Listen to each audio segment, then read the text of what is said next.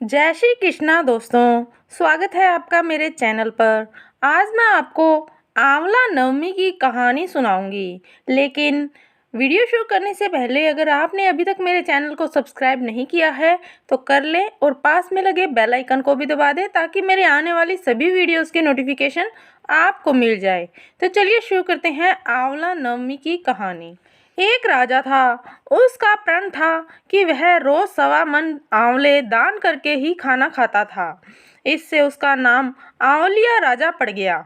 एक दिन उसके बेटे बहू ने सोचा कि राजा इतने सारे आंवले रोजाना दान करते हैं, इस प्रकार तो एक दिन सारा खजाना खाली हो जाएगा। इसलिए बेटे ने राजा से कहा कि उसे इस तरह दान करना बंद कर देना चाहिए।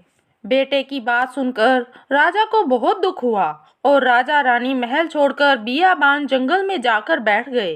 राजा रानी आंवला दान नहीं कर पाए और प्रण के कारण कुछ खाया नहीं। जब भूखे प्यासे 7 दिन हो गए तब भगवान ने सोचा कि मैंने यदि इसका प्रण नहीं रखा और इसका सत नहीं रखा तो विश्वास चला जाएगा। इसलिए भगवान ने जंगल में ही महल, राज्य, बाग बगीचे सब बना दिए और ढेरों आंवले के पेड़ लगा दिए।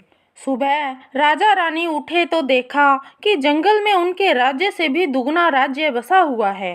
राजा रानी से कहने लगे, रानी देख कहते हैं सत मत छोड़े, सूरमा सत छोड़्या पत जाए, सत की छोड़ी लक्ष्मी फेर मिलेगी आए।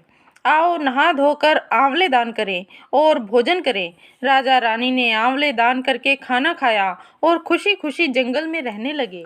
उधर आंवला देवता का अपमान करने व माता पिता से बुरा व्यवहार करने के कारण बहू बेटे के बुरे दिन आ गए।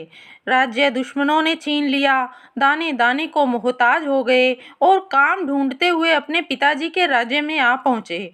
उनके हालात इतने बिगड़े हुए थे कि पिता ने उन्हें बिना पहचाने हुए काम पर रख लिया।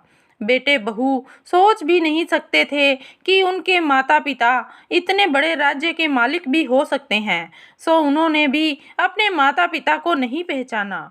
एक दिन बहू ने सास के बाल गूंथते समय उनकी पीठ पर मस्सा देखा।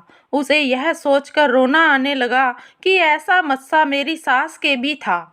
हमने ये सोचकर उन्हें आंवले दान करने से रोका था कि हमारा धन नष्ट हो जाएगा। आज वे लोग न जाने कहाँ होंगे।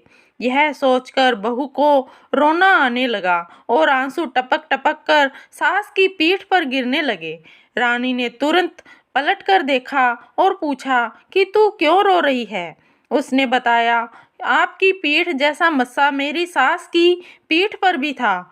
हमने उन्हें आंवले दान करने से मना कर दिया था, इसलिए वे घर छोड़कर कहीं चले गए। अब रानी ने उन्हें पहचान लिया, सारा हाल पूछा और अपना हाल बताया।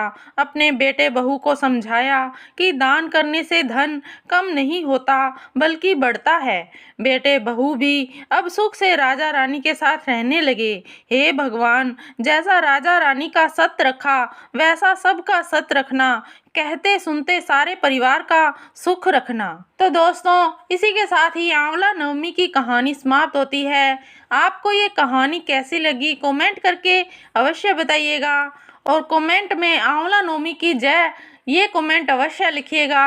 और अगर आपको ये वीडियो अच्छी लगी तो इसे लाइक कीजिएगा, शेयर कीजिएगा और मेरे चैनल को सब्सक्राइब करना ना भूलिएगा और पास में लगे बेल आइकन को भी दबा दें ताकि मेरे आने वाली सभी वीडियोस की नोटिफिकेशन आपको मिल जाए। धन्यवाद दोस्तों, मिलते हैं अगली वीडियो में।